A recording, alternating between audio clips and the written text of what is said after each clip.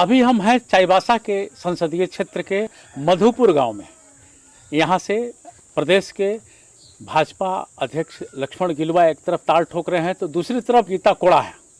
मधुपुर गांव वाले क्या कहते हैं आइए हम जानते हैं। चुनाव में देखिए हम लोग बदलाव चाहते हैं, उसके तो हम लोग देख ही लिए। अब हम लोग चाहते हैं कि कांग्रेस फिर एक बार आए। क्यों कांग्रेस आए? बात है मोदी से भी कोई नया चीज़ देखने को नहीं मिले। जो हम लोग सोचे थे कि मोदी कुछ करेगा, कुछ ऐसा करे, लेकिन वैसे में तो कुछ देखने को नहीं मिला। असुविधा क्या है आपको? और सुविधा ये है कि हमारा स्कूल सब विलय हो रहा थे। बच्चे लोग गरीब, जो ये सरकारी स्कूल है उसमें तो सिर्फ गरीब बच्चे पढ़ते हैं। गरीब बच्चे 2 किलोमीटर दूर जाके पढ़ना मुश्किल हो जाएगा। जब शिक्षा ही को मार रहा है तो हम लोग गरीब क्यों उसको दें? ये महतो साहब कह रहे हैं कि यहाँ शिक्षा के लिए स्कूल बंद हो रहे हैं तो फिर हम अपने भविष्य को देखते हुए मतदान करेंगे। आप क्या कह रहे हैं मतदान को लेकर के? मतदान तो अभी तो मोटा मोटी दोनों जा रहा है, कांग्रेस भी जाएगा और बीजेपी भी जाएगा। सरायकला का तो हम नहीं बात बोल सकते हैं, मधुपुर का ही आदमी है तो मधुपुर का ही बात बोल सकते हैं। जैसे विलय कर रहा है सरकार वो भी तो सही बात नहीं है। जहाँ 3 किलोमीटर 4 किलोमीटर जाएगा बच्चा लोग, वो तो सही बात नहीं है। और बीजेपी सरकार भी एक प्रकार से अच्छा ही किया है। जैसे पीएम आवास सब दिया है, जो किस हिसाब से दिया गया पैसा, लेकिन सबका घर बन गया है, वही एक तो बड़ा।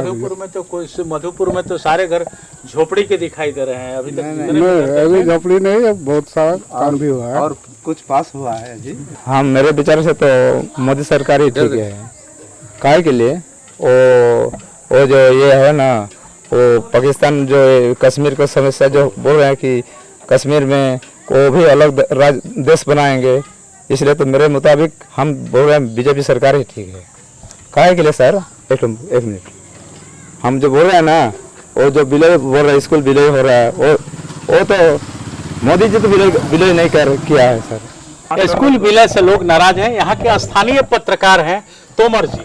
तोमर, ये बताइए कि इधर की सरायकेला या फिर चाईबासा संसदीय क्षेत्र की जो समस्या है अभी मधुपुर गांव में है, ये मधुपुर वासियों की क्या समस्या है? सरायकेला विधानसभा के लोग काफी नाराज हैं स्कूल विलय को लेकर के, पानी को लेकर के। ये संसदीय क्षेत्र में जितनी उम्मीद सांसदों से की जा रही थी, उस अपने मुद्दों पर वो खरे नहीं उतर पा रहे हैं। दूसरी बात है कि ये मधुपुर एक छोटा सा गांव है, लेकिन इसे एक यहाँ 8वीं कक्षा तक की विद्यालय है। इन विद्यालयों का विलय यहाँ से 3 किलोमीटर दूर किया जा रहा है, इसीलिए यहाँ के ग्रामीणों में नाराजगी है। ये लोग चाहते हैं कि हमारे गांव में स्कूल और जितनी भी बुनियादी संरचना है वो कम से कम होनी चाहिए। बिजली, पानी, सड़क, ये तीनों ही मुद्दों। सड़कें तो है लेकिन सड़कें बदहाल है और किसी और गाँव से जुड़ती है। लेकिन पानी के लिए बस एक संसाधन के तौर पर एक टंकी लगी हुई है जो कि वो पर्याप्त नहीं है।